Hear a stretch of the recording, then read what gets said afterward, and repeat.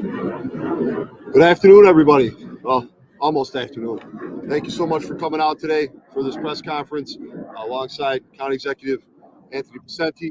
Appreciate you guys being here. All of our elected officials that are out there, thank you so much for all your continued support and showing up today. We truly appreciate it. Obviously, we're in some unprecedented times right now, but I assure you, things couldn't be going any smoother. We have just been able to accomplish so much in the last 40 hours and 42 hours. And saw this place on Tuesday at 4 o'clock. You wouldn't believe what it looked like if you went out there today. We just wanted to get together and we wanted to throw out some updates to everybody, to the public, to you guys, so you could push them out for us to keep the community as informed as possible. I want to touch on first road access updates. So 80% has been restored as of this morning. That is the current number that we got through the command center and Chief James's team. So we have the maps to the side here, which is going to give you the reference of over here is going to be our affected area within the city. And as you can see, it kind of follows the path of the tornado that came through. If you saw that on the Weather Channel, over here is going to be our road closure maps. Everything in red is going to be what is still currently closed as of this time. But as you can see, we have opened up a lot that was affected on Tuesday afternoon. So we will push this out to try to get to everybody so that they can see that. So for travel purposes or getting to family members or getting to their homes if they've been displaced since Tuesday, we want to get that out to them as soon as possible. So we'll be able to throw that out. National Grid, we've had 71% restored as of this morning.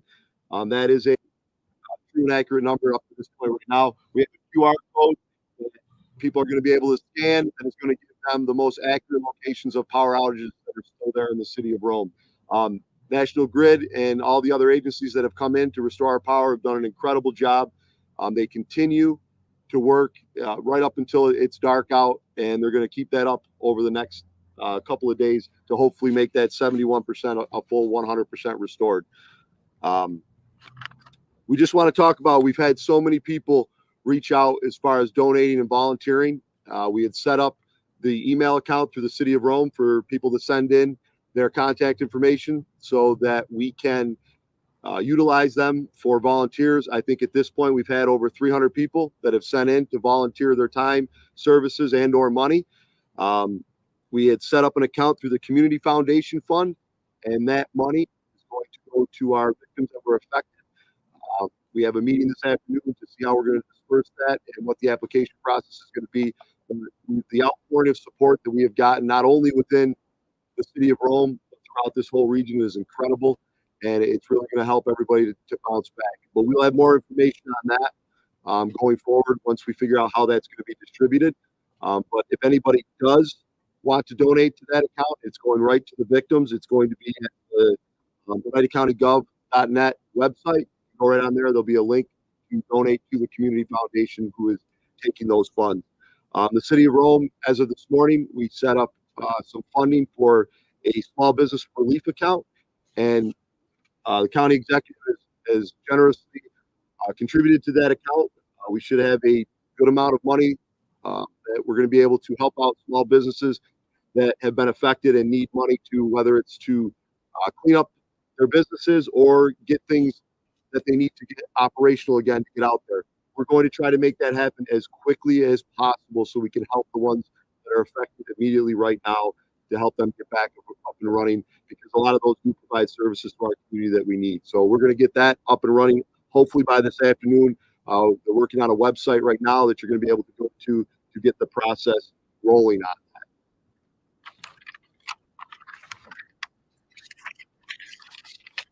At this time, I'm going to turn it over to the county executive. He has a few things that he wants to touch on, and then we'll open up for questions after that.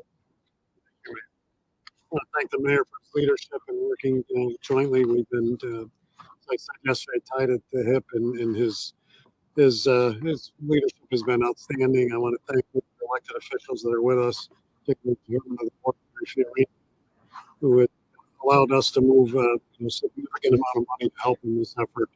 As the mayor said, we have various services that have been affected. in the city of Rome that we deal with on the county level. Our county offices have been shut down. We are establishing temporary services, temporary offices here at Griffiths at 394 Hanger Road, just down the road, in the same place in which the medical is available at the hangar. There's the hangar at 394 Hanger Road, which is currently being used as a shelter. The Red Cross is there. Our health department is there. Mental health is there. All medical services are offered out of there for any need of that. There's dry ice, there's water, there's other services that are there, charging stations, which are also being located in other parts of the city as we speak, so that people who are without power that need to activate their cell phones can get charged at that time.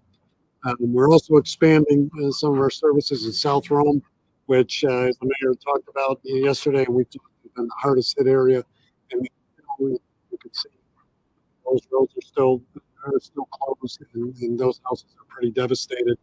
We're expanding, opening up the South Rome Senior Center soon for meals for those people in that area for hot meals. That'll be announced a little bit later today as when those begin. We're also serving meals for the people in the shelter there at Hanger Road. The state's insurance mobile unit just arrived moments ago as we were here. It will be located in the mall, the Grand Union Plaza.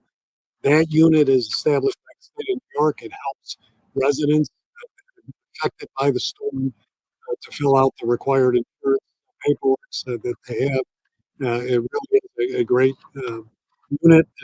Again, it'll be located in what we can the Freedom Mall Plaza, the Grand Union Plaza, for the next several days, from the hours of 10 a.m. to 5 p.m. and would be extended if necessary as 10 hours. Uh, I just want to jump on the mayor's point of the community foundation. The outpouring of support for the people at home has been outstanding, and for these people, and we are working with the community foundation to move that forward. We are also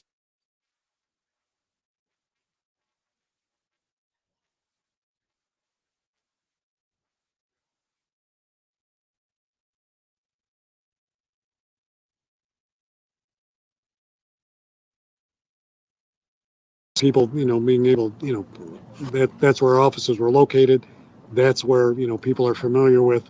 So we will have temporary offices there, trailers there in the next several days, the next couple days, to deal with that for immediate assistance for emergencies. Uh, home operation of the county will be shut down. Those buildings are not able to be, they're uninhabitable right now and will be for the next several months. So we ask people's patience with this on a temporary basis. So DSS here at Building 101 have temporary offices downtown. The DMV office will relocate to Utica because we just don't have enough space for all of these places in a temporary setting. DMV Rome offices will be located available in the city of Utica at Union Station. You probation, DSS, health, mental health will have satellites here as well. Um, the DSS staff is currently located at Connected Community Schools site, 201 North James Street. There's also food, water, ice, dry ice, and charging stations at that site as well. And we will be expanding those, as I said. I'm going to turn it back to the mayor and talk about some weekend activities. We just want to touch on the World Series of Botch. Obviously, this weekend here in the city of Rome. This is a staple. This is their 50th anniversary this year. This has been a staple in the city of Rome community for that many years, and we look forward to it. The event will be going off. It starts today. Uh, they had reached out to the county executive and I, and they want to make sure this went off because what they want to do is make this a fundraiser for the community. And so they started off a fundraising event with a $5,000 donation right from the Tucalana Club into an account, and they're going to be collecting donations throughout this weekend to that is going to go strictly into the community foundation account that will go 100% to the victims of this horrific uh, weather event that we've had. So we agreed that it's a private event that it would be able to go off.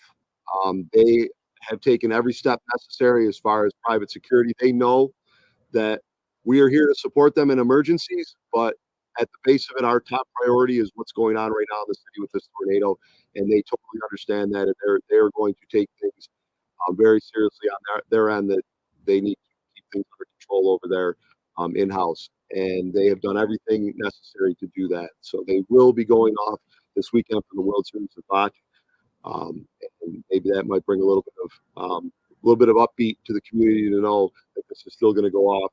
And then I think it's definitely a huge help to have that donation side of it, that they're going to be raising funds throughout the weekend.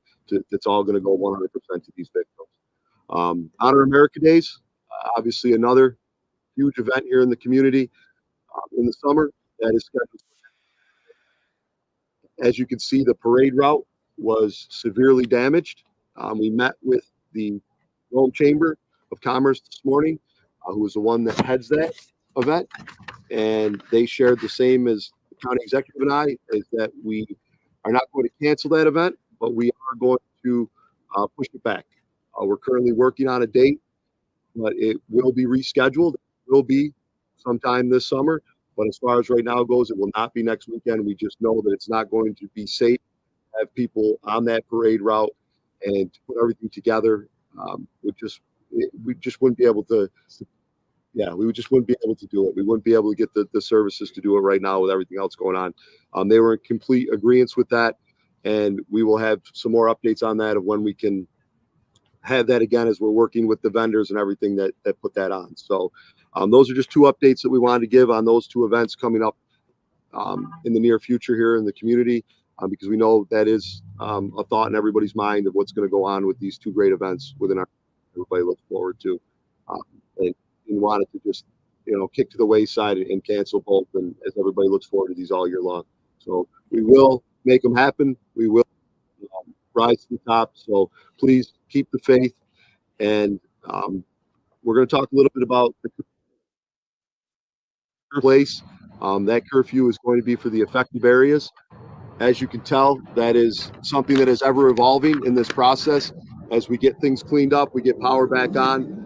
Chief James is going to touch on a little bit of the areas that are still affected that curfew is going to be in effect at, which is the 5:30 or 8:30 to 5:30 in the morning.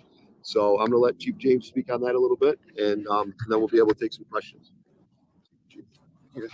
Well, hey, officially, good afternoon.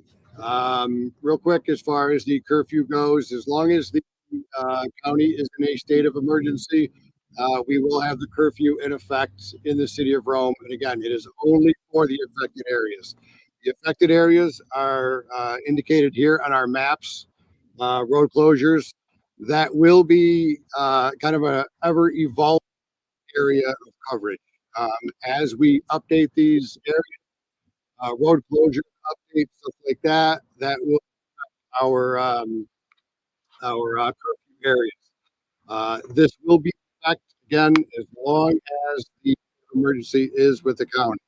I believe right now it's a 5-day, which would end on the 21st unless it is re-upped on that end.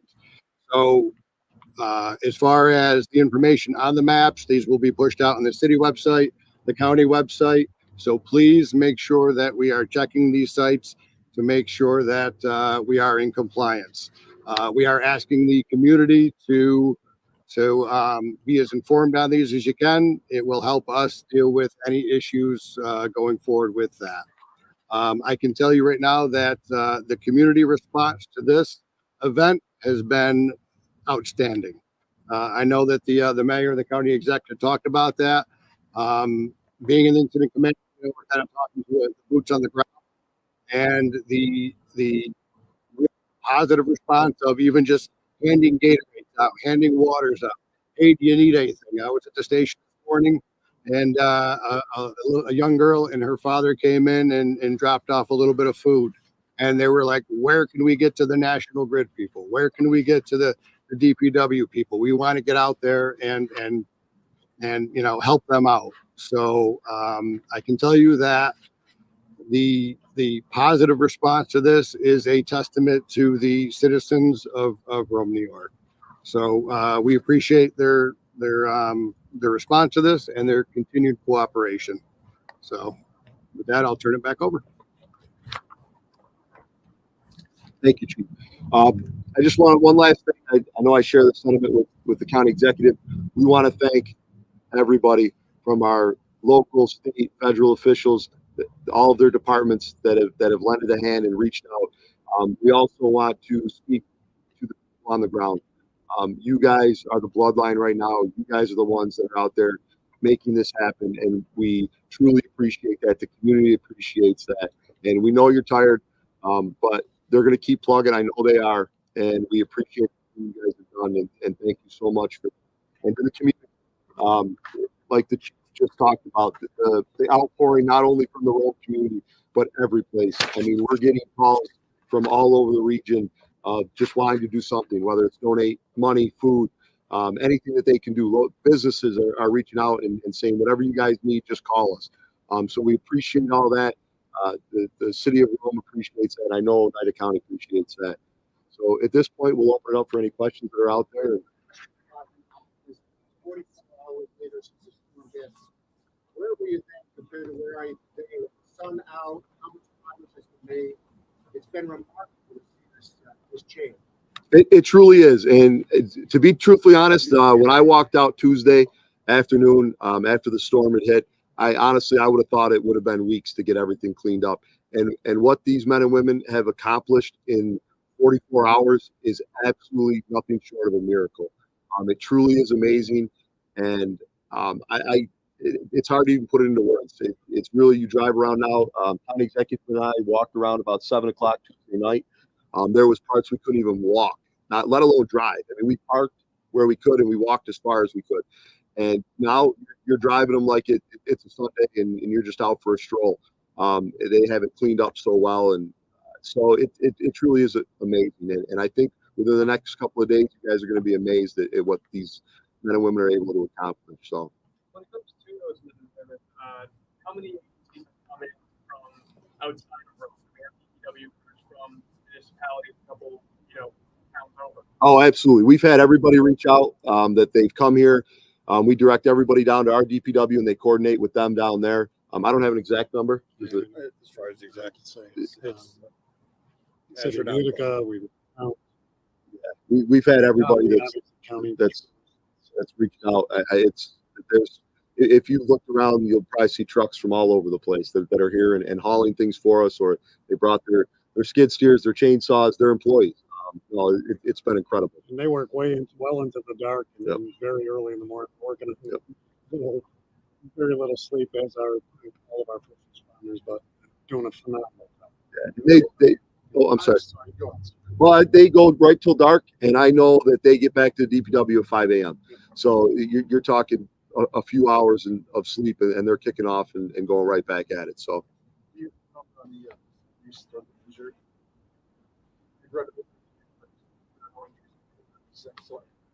That is accurate. Yes, that is accurate, and that is truly a blessing to think. If you look at all the damage in the buildings that are out there right now, and the cars that are damaged, that we didn't have a single injury. It's amazing.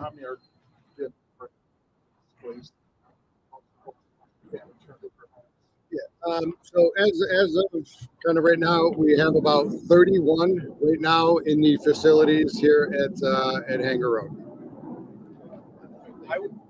I mean, but that could include people with private to private right? Relative. My question is I was on Main Street yesterday and I saw the state fire crew going door to door to assess damage. I know you have crews doing that too. Do you have an updated number on private homes that sustained total damage? I don't know if that data has evolved since yesterday. It has not evolved Yeah, so we still have the disaster response team out there. They are still evaluating it. We are going to push this information out, through our websites and stuff like that. So as far as the update number right now, I don't have that one for you, but it's once they're done, they should be done today. Hopefully with that evaluation, and we'll be able to push you out more accurate number after that. Is there a sense on how close you are to the FEMA threshold of that 37 million? Well, I think it's 37 million for the entire, including Right, Canastota and Yep. everything. Yeah, it's still early for us to tell. Still doing evaluations of everything. Any decisions made yet on which city buildings will need to come down or which county building? I don't think we're at the point of what's going to come down. I know got hit significantly, as he said in his statement that his offices are going to be shut down for some time to try to get the repairs done there. We're gonna, as I said, we're not, there's no demolition taking place in the county yet. But obviously our offices are impacted and will be for time. The other thing I didn't mention, home family court, that's another thing that has to be reassigned. I'm going to meet with the chief administrative judge after this and determine where those locales will be, most likely in Utica, if we can still the main courthouse on James and Court, maybe utilized for some family court functions as well, maybe city court, depending on what happens next to City Hall, because there's some damage with the Presbyterian that may impact that. But nothing's on our end being demolished at this point. Or Will the city hire any contractors to help private demolitions, or is that kind of on each homeowner? I think we'll look at that together. With the city and county and solid waste and other municipalities, wherever we can help. I think it's under those all hands on deck kind of things, and we're not going to get caught up in red tape. But a sense of how much it's going to cost or has cost already to be able to clear the streets and Honestly, right now we're not we're not pinching pennies and crunching numbers at this point. We're just trying to get things done as quickly as we can to restore a little bit of normalcy to the community and get people to be able to move around and get to their homes and assess their own private damage. So at this point, we don't have a dollar amount on what it's cost us, but what I can tell you is we've had nothing but great success with the county, the state, everybody to say whatever you guys need, it's here for you. So with that private damage and even talk about what some of the county buildings downtown, you mentioned that there's been so much change in just 48 hours when it comes to being able to clear the roads, clear the sidewalks. But how long is it going to take for Rome to look like Rome again? I said it early on. The skyline of Rome, New York, has been changed. So you're going to see things that are just not there anymore, and they're not going to be able to be repaired. And that includes neighborhoods. I mean, we drove through. I think we've done through every part of the city now. County executive and I, we get out every day and we go and walk the neighborhoods to see. And there's blocks that are. I don't think they're going to be able to be repaired. So it's going to be a while. yeah, if I could, our first concern obviously is the human nature of or the human cause of this, and dealing with people. I think the mayor and I have talked. I mean, look, this is going to require some planning, obviously, both on all of our parts. To the question of what other private buildings need to can be repaired and need to come down, and then what it's going to look like at that point, and just doing some replanning. I think that's yet to come. I mean, I just don't think we're there yet. I think our point is rescue, recovery, cleanup, and then evaluate from then. I mean, and get people. People need to be in. I mean, a lot of people have been displaced, even though our numbers are small in terms of shelters. There's people staying in their homes because they're protecting their homes right now. And we need to be cognizant of that. But they're going to shelter, and they're going to need some temporary shelter if those homes can be repaired. So we've got a lot of work cut out for us before all that comes in. Anything been condemned where it's just not safe to be inside? Yeah, there's numerous buildings out there that are, houses. Obviously, our two churches are definitely condemned. There's, the building on West Amick Street. It's a total loss. I mean, it's going to take a while to really, walk through everything and figure out where you can where you can get back into, and the ones that are just going to have to be, condemned and torn down at some point. Places that people shouldn't be traveling into don't belong. There's a lot of traffic, and I just wonder if people that are there aren't supposed to be there, and if there are any problems with the curfew, or if it seems like there's contractors going in just to offer door-to-door services, which doesn't maybe seem appropriate. Yeah. So again, if people are being, contacted, privately, stuff like that, and they're coming in to deal with that's fine. If you need to be in the neighborhoods, that's fine. If you live in there. But as far as, banging on doors, soliciting for services, we just don't want that right now. Public also has to worry about, scams, stuff like that. Make sure whoever you are dealing with are reputable contractors. Make sure they have the proper paperwork, the proper insurances. All right. If they're asking for the down payment right now to get you in fast, be leery of that stuff. Just make sure. If there's any questions, reach out, ask. We'll assist with that as much as we possibly can, but just make sure that we're being smart about what we're doing. But as of right now, we haven't had too many reports and stuff like that, so hopefully, we're doing okay there.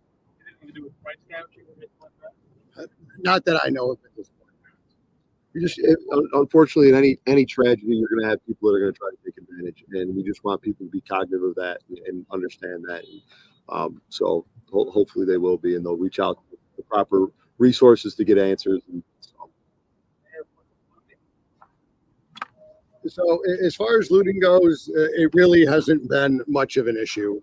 We don't really have anything as far as, smashing out storefronts and going in and cleaning the place out.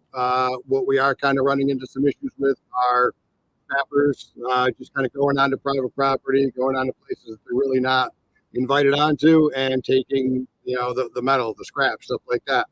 That can't go on. We are responding to those and dealing with those as they come up. But as of right now, traditional looting where they're just going through and cleaning out stores, thankfully, again, that hasn't happened. Our community has responded, and they've responded pretty well. So.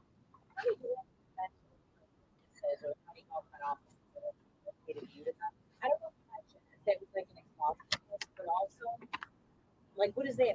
Like, will they work at those offices here? Are they going to go work in Utica now? Or are you just sending clients there? No, we are still going to maintain a presence in Rome. I mean, it's going to be a little bit smaller because we don't have the space that we had in downtown Rome to do that. So the ones that are not essential of being here on a daily basis, like PMD, I know it's a great function, but it's not an essential service. It can be handled in Utica. But the Division of Social Services, of public assistance, of mental health, of health, that is currently and currently was stationed and currently in Rome will be maintained in Rome. It's a matter of where we do that and how, to what extent, because we're limited in space. We can come up here, and have office space and have people addressed here. But again, it's a little difficult to get here, especially if we're dealing with those areas in Rome that need services, which is why the temporary facilities will be located there in the days ahead. We're trying to piece this together as best we can. It's really, we didn't, our buildings, we didn't, no one expected any of this, but, we're working with City Hall, obviously, sharing space there where we can. But we are not eliminating services in Rome for what is necessary.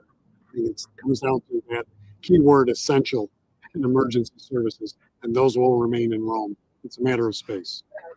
What are those? Public assistance, and any levels of social services that are necessary, whether it's public assistance in pay. SNAP is the food, the old what was the food stamp program, getting people what they need on a daily basis, dealing with homelessness or dealing with any other shelter issues that need to be done.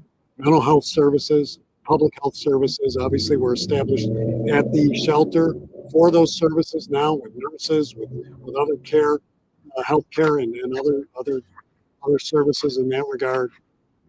Things like probation can alternate between the two cities in terms of that. Obviously, any of our other services of public safety is widespread, so that's the sheriff's office and things, and they'll be present as well. So everything, it's really essential emergency services that people need. Office for the Aging, again, it's another one. As I mentioned, we'll be opening the South Road Senior Center to serve meals and to deal with other issues. So those crucial, essential public and mental health services, which is all encompassing, will still have a presence in Rome. It's just we just need a couple days to sort out where they're going to be and where they're going to be located.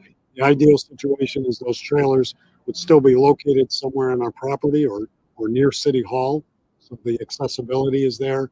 But again, trying to make sure they're in a place where people are going to be safe and there's no building damages.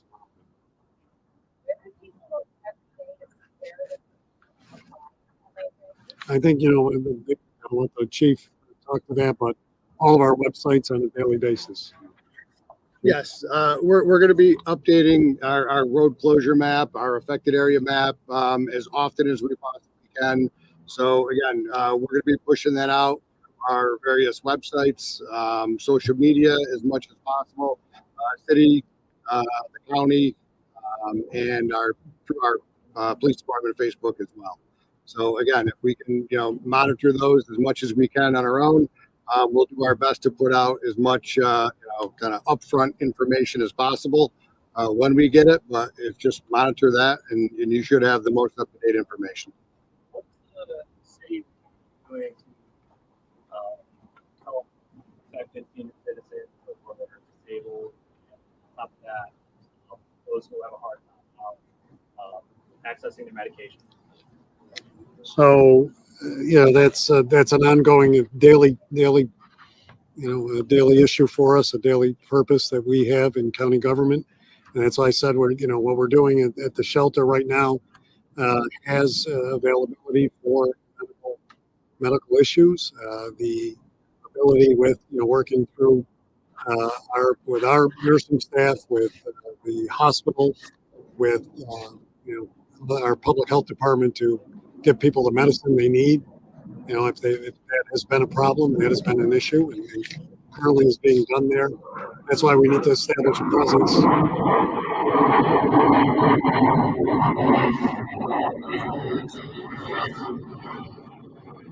It's good to see the skies are okay. And obviously we're going to continue that, and that's why we need a presence in downtown to continue and make that available. That goes along with what the chief had said about the door to door, seeing what people, because you still have people who Mayor and I have had people come up to us in their walks about people who don't have family members that can't help them. That's where we're going door to door to seek and get them into a safe surrounding. Chief? And just to kind of piggyback on that, we've been in contact with National Grid as well. They have a list of kind of our at-risk population. We've been talking with the local AmCare. They also have a list of those at-risk people, people in oxygen, anybody that needs more serious and serious services. We've been responding to calls through the fire department, through AmCare, and we've been dealing with those. We had 2 affected nursing facilities, and that lost power. They were running on generators. They were kind of running on some of their services were covered by the generator, some weren't. We were in constant contact with them, managing and kind of overseeing what's going on there. So whenever there was an issue, we dealt with it. We came up with generators. Thankfully, National Grid responded as quickly as they did before temperatures got up to kind of that critical level. They were able to get back on the grid and get power to it, but we had generators in place, ready to go if there was an issue beyond the initial response through National Grid. We also want to encourage everybody to utilize the 211 app. They're going to be able, United Way is going to be able to point you in the direction for any type of services that you may need. That's not an emergency service, but they'll be able to point you in the direction you need for anything you may need, prescription-wise or things on that line. So we encourage everybody to utilize that if they kind of have any questions. Is there the DPW side of things, been 1 or 2 things that really stood out as a challenge as they've gone down these streets, other than the obvious, just the sheer volume of what they're doing? So the biggest issue that the DPW has run into is obviously when there's the trees down, that's one thing. But when there's wires entangled in the trees, that makes it very difficult because we don't want to go in there and start chopping and moving things, and we're not sure if things are live or become live. So it's the process of they're moving very quickly, but they also need to wait for the linemen to come in, and they need to check those wires and make sure it's safe for them to go in there and start working. So that's kind of one of the major issues that we've run across. But it's amazing how quickly they've all been able to work together. It truly is a testament to them and their work ethic, both on the DPW side and also on National Grid side of moving right along, and all the partners that have come into the area with National Grid to help move this process along even faster. So, responsible for calculating the damage. What does that number do? You to the federal government, through the governor, I imagine, but you're under your jurisdiction, either of yours. Who's doing that door-to-door calculation? So we obviously on the city side, we're calculating everything that we're having to do. I know the county's doing the same. I don't know who comes up with the final tally, but Well, we're, obviously through emergency services, we've done this before, unfortunately. We'll collect the data. Since the county had declared the state of emergency, we'll issue that, all of the city's costs, our costs on the public side, and any other municipalities that have assisted with us as well. We've instructed all of them to continue. That means everything that this chief is doing, all of his people, all of fire department, sheriff's office, public works, everybody. It's the public issues. So we'll compile, centralize that at some point, and then issue that. What's the big bomber? it'll rise again. It's on the list, but that's a state of New York. It's iconic. It's like the Peter Gansevoort building. As you can see, there's no recovering that one. But I'm sure the county executive, We'll get to it. He'll make it happen. It'll rise again. Oh no, not that. We just want it to go from tilting to up right again. So. But Chairman, you can talk right. One more. One more. Anybody else? All right. Well, thank. I couldn't walk away today in good conscience without truly thanking everybody that's in that room over there. I can sit up here and they can talk about Chief James all they want, but I can tell you right now that the overall operations and how it's functioning would not be as efficient if it was just Chief James. I can tell you that right now. We've had the state incident management team come in. This is kind of their wheelhouse. They've been helping us out with the overall guidance on this stuff. You can see that we have county, we have state law enforcement, we have our city fire department, we have our state fire department people that are helping us out. We have our local DPW, we have county DPW, like the county executive talked before. We have other towns and villages that are reaching out, stuff like that. State DOT, National Grid, I mean, they've been all over the place. And unfortunately, I'm sure I'm going to miss somebody and forget somebody and feel bad about it later on. But it is amazing to see what's going on in that room. I've had, the chief of Syracuse Police reach out to me, the chief of Utica Police reach out to me, the Central New York Chiefs of Police Association reach out to me, other local chiefs of police reach out to me, other law enforcement in general. Just, hey, what do you need? Retired officers, what do you need? This is the part that the public needs to understand, that when something of this magnitude happens, I mean, you talk about the brotherhood, it doesn't extend just to law enforcement. It's law enforcement, fire, it's local agencies, the cooperation, the coordination. And I'm sorry, I missed the 911 center too. I knew I'd forget some people too. And again, the backing of our local politicians is huge. No one entity could do this alone. There's no doubt about that. And it's truly inspiring and amazing to see how everybody has responded to this, top to bottom. So I just wanted to make sure that everybody understood that this is a gigantic undertaking and there are a ton of moving parts, and the amount of people that need a pat on the back go well beyond myself and the people that are up here. So that's all I guess. Thank you so much, Chief. thank you everybody for coming out this afternoon. We really appreciate it. Thank you for pushing this message out to our community residents and everybody. Our last message is please be safe out there. Let these guys work and God bless everybody. Thank you so much, guys.